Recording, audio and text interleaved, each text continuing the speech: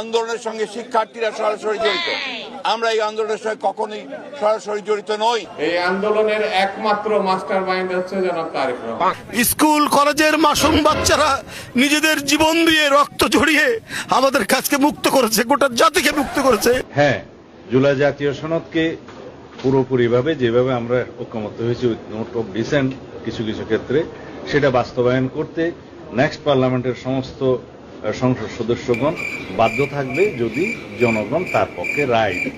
ইনশাআল্লাহ অক্ষরে অক্ষরে জুলাই জাতীয় সনদের প্রত্যেকটি প্রস্তাব আমরা যেটা ঐক্যমতের ভিত্তিতে স্বাক্ষরিত হয়েছে সেটা আমরা বাস্তবায়ন করব। সংস্কার পরিষদের সদস্য হিসেবে তারা অসাংবিধানিকভাবে শপথ নিয়েছে। এই গণভোটের কোনো আইনগত ভিত্তি নেই।